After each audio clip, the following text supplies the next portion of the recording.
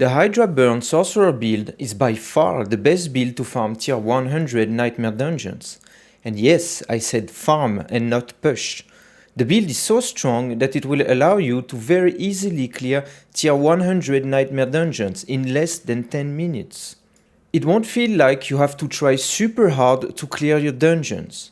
In this build guide, I'm going to show you how to build your character, how to master the build, and what breakpoints you need to easily clear tier 100.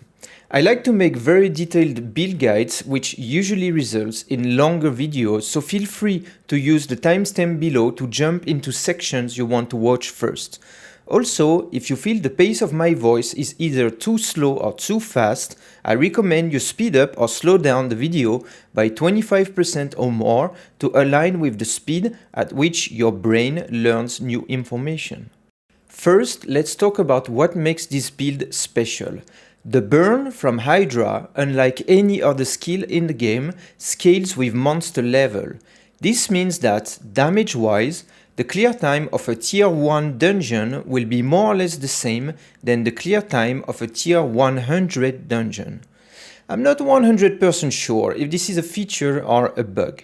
In the future, Blizzard might want to change the way Hydra burn is calculated, and knowing the tendency they have to nerf things into oblivion, I recommend that when assembling this build, you save more than 15 million gold just in case one morning you wake up and find this build heavily nerfed. The 15 million gold will allow you to respec into another build. Now, oh boy, you have to try this build before it gets nerfed. It is so much fun to play, it feels so strong. The gameplay is very unique, cause you have to play around your hydras. Man, I love that build so much. I've put up the most optimized way to play Hydra. I have spent a considerable amount of time testing items, mechanics, variants, comparing numbers, and perfecting the builds to what I'm going to show you now. I'm a theory crafter, I'm a perfectionist, and what I'm bringing you guys today is the most engaging way to play your Hydra build. You won't be hiding behind pillars 2 screens away from your hydras. You will be jumping right into the fray to unleash your Hydra madness. Let's begin. Gameplay. We are a 3 Hydra build. We are allowed to have 2 Hydras out thanks to the serpentine aspect, and Hydra as an enchantment spawns a 3rd Hydra as soon as we spend 200 mana. The recent buff to serpentine aspect in patch 1.1.1 increased Hydra duration by up to 24% instead of decreasing it. On top of that, the conjuration glyph from our Paragon board increases conjuration skill duration by 20%. Those bonuses apply to both our hardcast hydras and our enchantment cast hydra. Sorcerer fire builds typically struggle to consistently apply vulnerable to enemies. We are solving this problem by playing Frozen Orb as a support skill. It's not here to deal damage. The explosion from Frozen Orb has a 30% chance to make all enemies hit vulnerable for 2 seconds, and it always makes frozen enemies vulnerable for 2 seconds. Mind the wording, it's the explosion that does the job, not the travel damage. 30% is low and unreliable, so we will boost the vulnerable uptime with the Frozen Orbit legendary power. It makes Frozen Orb explode 2 additional times after reaching its destination. This makes Frozen Orb's explosion have a 90% chance on average to make all enemies hit vulnerable. This applies to structure, bosses, and the butcher, on top of trash mobs and elites. Chilling and freezing enemies also bring a lot of benefits that we're going to cover later in the video. But for now, let's see how we want to reliably freeze enemies. The travel damage of Frozen Orb applies 34% chill, and each explosion applies 9% chill. That means it takes 2 orbs and 4 explosions to freeze an enemy. This is not great, because melee enemies are very likely to move out of the explosions in order to close the gap with us. So they won't be frozen by 2 orbs, but by 3 instead. We're skilling 3 points in Cold Front to have a 24% multiplier to the amount of chill that is applied to the enemies. It makes it that the travel damage of Frozen Orb applies around 42% chill and each explosion around 11%. This way, it only takes 2 orbs and only 2 explosions to freeze an enemy. That is a lot better. It greatly enhances the other freeze combination too, like 1 orb and 6 explosions is now enough to freeze an enemy.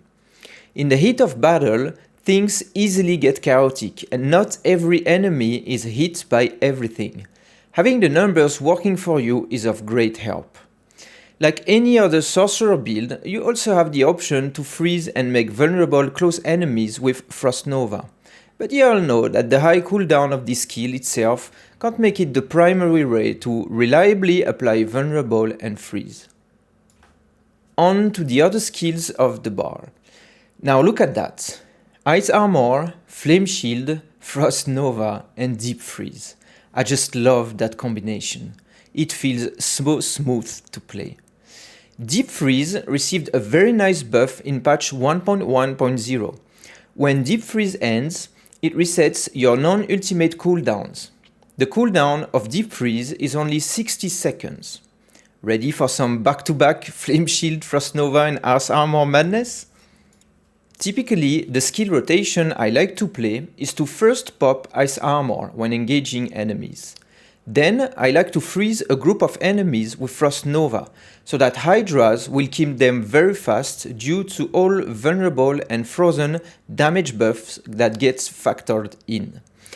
Killing the group of frozen enemies will trigger the Icefall Paragon legendary node, giving you 15% of your max life as a barrier for each enemy that died while frozen. Yes, the Icefall shield stacks.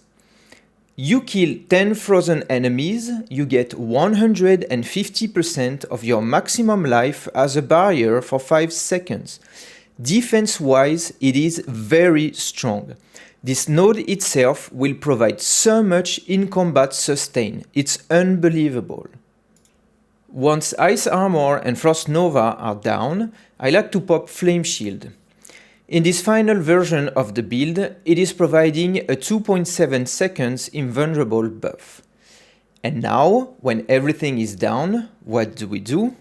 We pop Deep Freeze, either for the full 4 seconds or just as a double tap to end it early.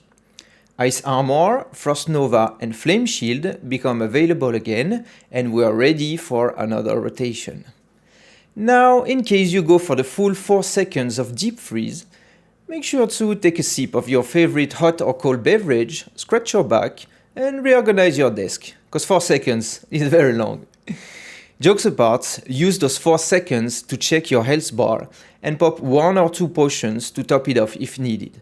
Evaluate the situation and mentally prepare the order in which you're going to cast your next defense spell rotation.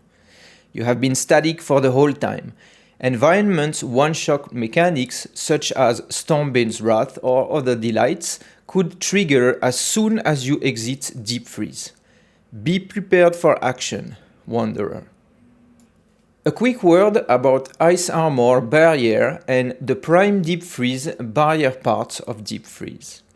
With hotfix 2 of patch 1.1.1 that was deployed August 11, they did not only buff Temerity Barrier, they buffed all barriers to now work with maximum health instead of based health. This has been confirmed by content creator Woody Joe. This is very big. At level 100, you have around 8,000 life. And with this build, you will have around 15,000 total life. 30% of 8,000 life is a lot lower than 30% of 15,000. This undocumented buff does a lot for the survivability of this build. Back to the defensive skills. I'm sure you have noticed that we're not running teleport. Well, there is no room for it. I tried many different versions of the build, many of which included teleport. Frost Nova, Ice Armor and Flame Shields are vastly superior to teleport for tier 100 farming. You'll have to learn how to play without it. Last, but certainly not least, when it comes to defense, we are running Flame Shield as our second enchantment. This gives us a cheat death. Sometimes, in the chaos of battle, you will not see that pesky environment explosion that will one-shot you no matter what. When this happens, you'll be glad to run Flame Shield. It will make you invulnerable for 2.7 seconds and will restore your health to 50% of its maximum. The environment one-shot mechanics cannot have their damage lowered by burn, vulnerable or chill effects. They will one-shot you no matter what. Pay attention to the audio. Flame Shields plays this burning sound when it triggers. Use it to your advantage, as it gives you a new 2.7 seconds invulnerable window to include in your defensive skill rotation. Be wary during the next 2 minutes though, because you don't have that free out of jail card anymore. Play more conservatively if environment explosions could one-shot you again. In my opinion, the biggest annoyance when it comes to dying during nightmare dungeons is that sometimes you will respawn at the dungeon entrance. The checkpoint system of dungeon sucks. There are not enough checkpoints and this is very annoying. Trust me, Flame Shield as your second enchantment is best in slot for tier 100 farming.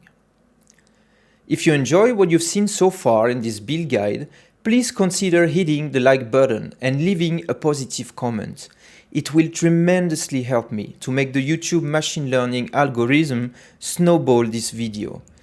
By doing that, you'll help me develop the channel so that I can allocate more resource into making videos like this one.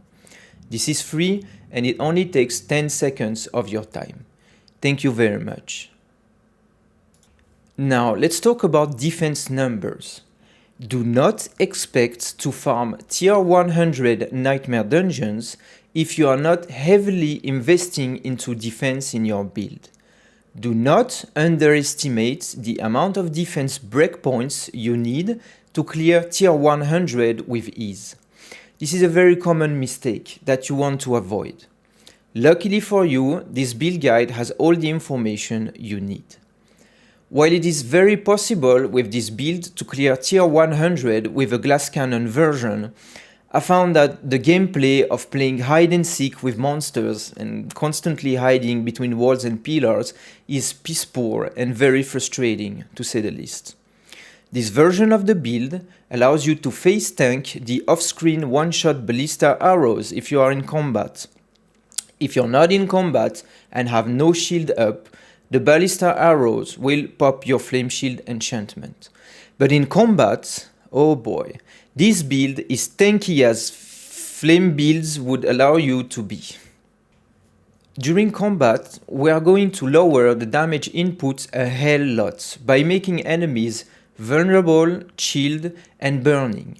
And we'll want to reach certain breakpoints to enable this right at your face playstyle that I like so much with this build. Vulnerable. The ever-living legendary on our chest armor reduces vulnerable damage by 25%. The oppressive and guarded rare and magic notes from our Frigid Fate Paragon board further enhances that. Those notes have been buffed recently in patch 1.1.1. All in all, this build will reduce damage from vulnerable sources by around 41%. Chilled. The ever-living legendary on our chest armor reduces crowd control damage by 25%. And guess what? Chilled enemies are considered crowd controlled. On top of that, the Keeper of Winter and Frigid Rare and Magic nodes from our Paragon board further enhances that. Those nodes have also been buffed by patch 1.1.1. This will reduce damage by around 36%. Burning. The Keeper of Flames and Smoldering Embers, rare and magic nodes from our Burning Instinct Paragon board, have also been buffed last patch. They provide substantial damage reduction from burning enemies. On top of that, we are going to want damage reduction from burning enemies on our gear. Look, this is the holy trinity of damage reduction that you want on your gear on any fire build. Damage reduction from burning, damage reduction from distance, yes, I'm looking at you, annoying off-screen ballistas, and damage reduction from close. You want to have these stats on your chest armor and pants. This is very important. Don't expect to easily farm tier 100 if you don't have those. The maximum life rolls on those items are very important because they funnel into your barrier values, which, as explained in last section, do a lot for your defense. This is not all. Damage reduction stats can also roll on your amulet and offhand. On your offhand, only damage reduction from burning can roll, and we'll want that stat. On your amulet, the Holy Trinity can roll, but we'll only want damage reduction from distant and damage reduction from close.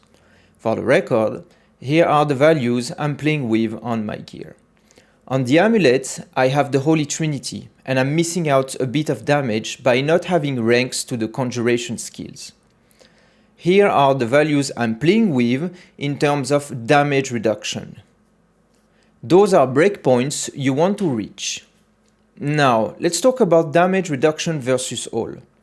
In this build, they are not best in slot on our gear. They can roll on chest armor, pants and amulets, but we don't want them because their values are lower than the conditional damage reduction we can have. We are going to want those damage reduction versus all elsewhere. Starting with our skill tree, Mana Shield provides a 21% damage reduction versus all once we spend 100 mana. The uptime of that node is very high in this build, thanks to Frozen Orb spam. This node has been significantly buffed in patch 1.1.1. In our Paragon board, the Warding Glyph has also been buffed last patch.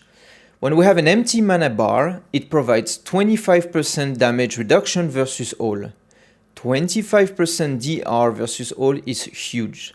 This number does a lot for us.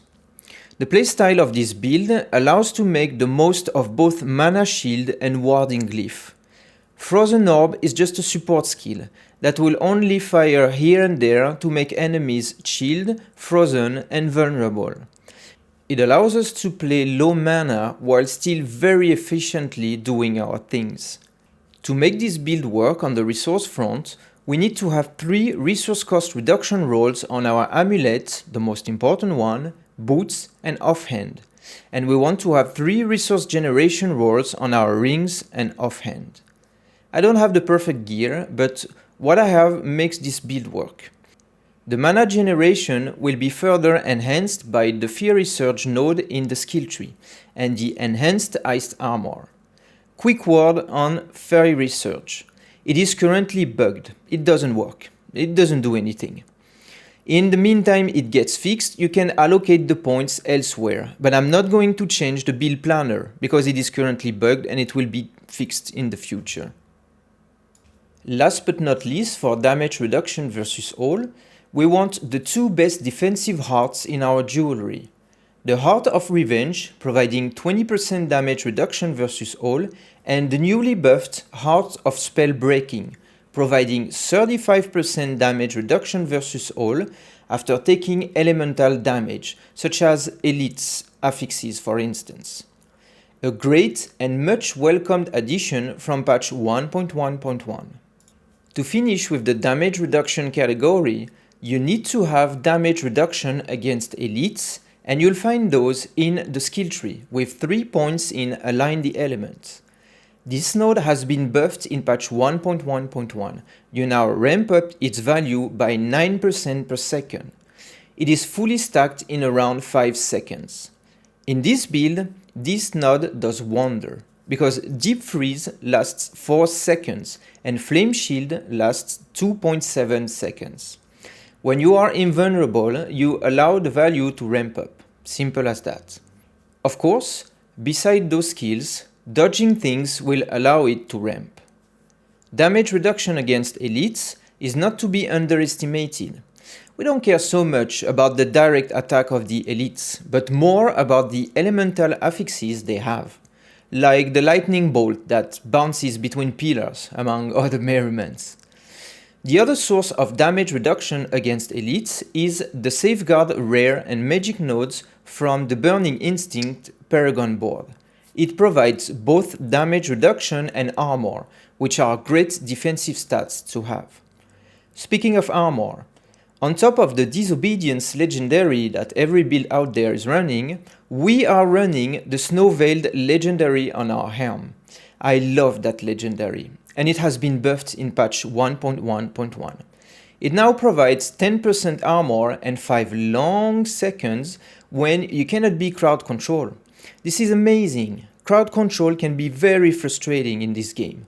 This legendary power gives you the tools to fight back. It's a great legendary that I'm now including in the vast majority of my builds.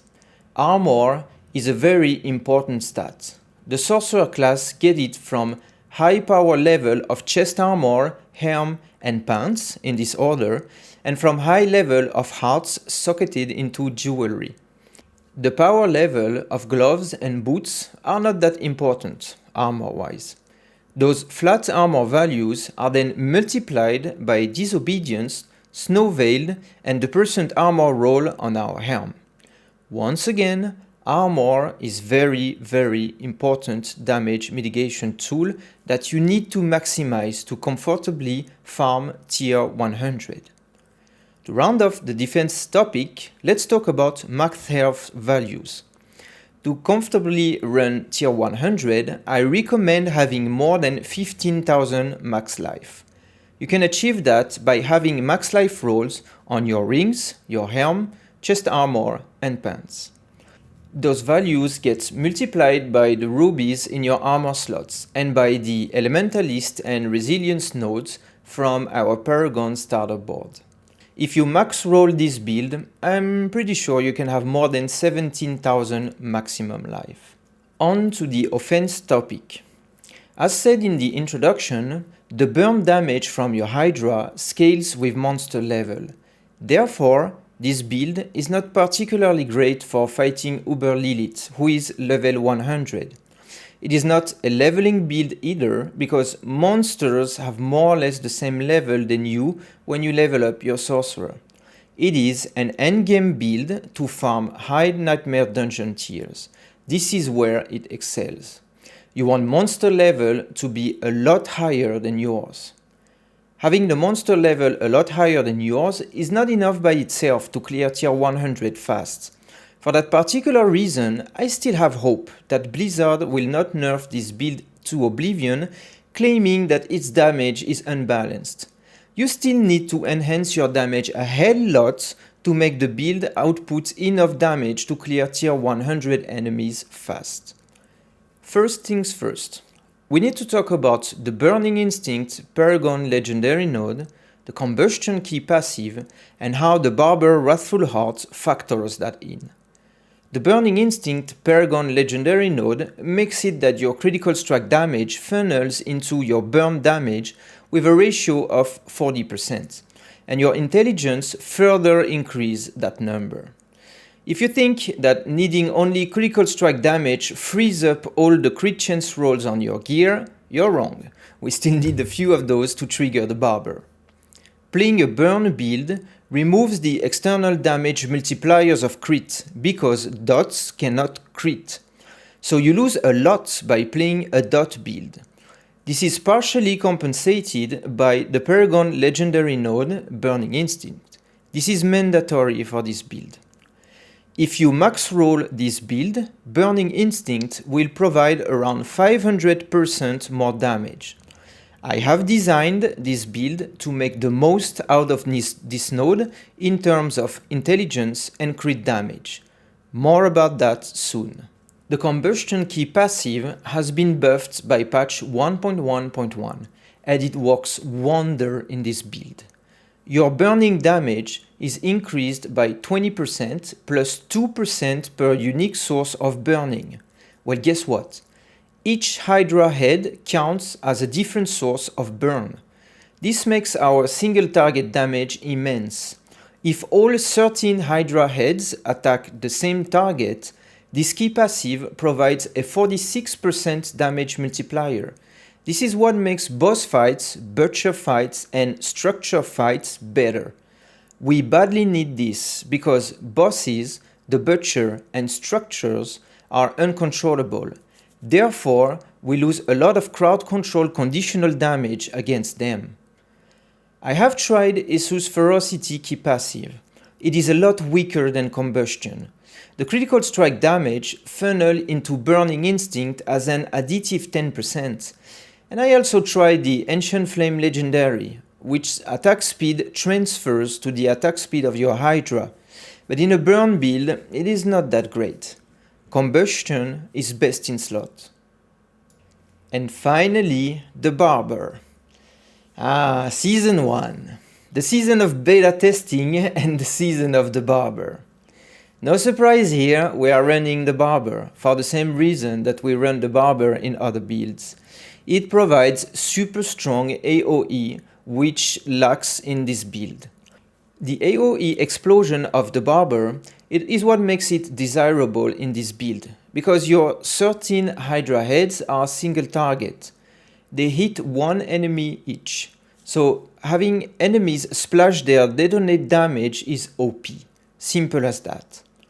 And for that reason, we are willing to include 2 rolls of crit chance in a dot build that doesn't crit. Crit still work with your Hydras because they have an upfront flat damage that can crit on top of the burn that gets applied. Once that upfront damage crits, all burn damage is taken into account by the Barber damage amplification. As for the value of your Barber, I recommend a 2 seconds one. You want that duration to be as low as possible. Let me explain why. Regardless of the duration, the Barber will explode when the accumulated damage is enough to kill the enemy. And if it's not enough, it will continue to accumulate. Now, what if 2 enemies are close to each other? The Barber damage is not enough to kill each of them, but the 2 explosions from each of them is enough to kill them both. That's the reason why you want the shortest Barber duration. You don't want enemies to stay alive longer than needed because they are threatening you during the time they don't know they are dead. Next, we are going to enhance the Barber explosion in a funny way. We are using the Engulfing Flames, a newly buffed legendary. If the Barber explodes when there is more dots than the remaining life of a monster, the explosion benefits from an 80% damage multiplier.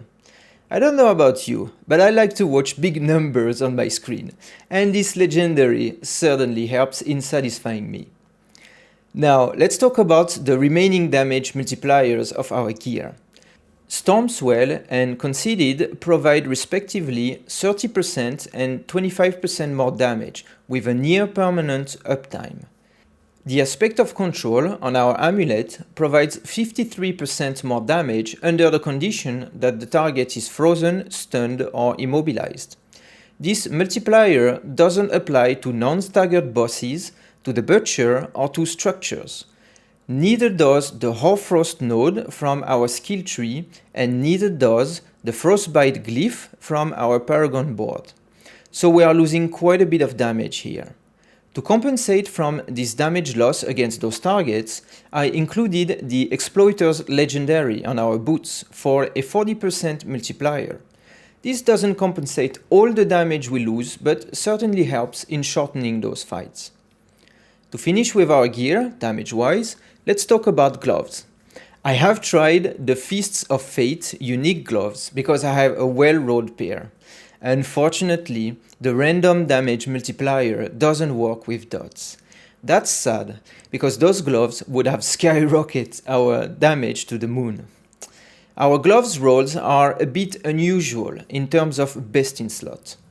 Besides crit chance for the barber, we want attack speed to freeze enemies faster with frozen orb, because we cast them faster, you know. Attack speed also transfers to hydras. It helps a little bit to make them attack different targets faster. Intelligence funnels into the burning instinct node and fire damage over time while being additive to a bucket that is already in the hundreds thanks to our glyphs is best in slot because there is nothing else really to get. Those stats being unusual, I don't have well-rolled gloves. Here is what I've been using in the runs you can see in the background. Finally, on weapon and rings, you want the usual suspects. Crit damage, vulnerable damage, and intelligence, with emeralds socketed in. On the weapon, I find damage to burning better than damage to slowed, which has higher values, because bosses, the butcher and structures cannot be slowed, but they can be set ablaze.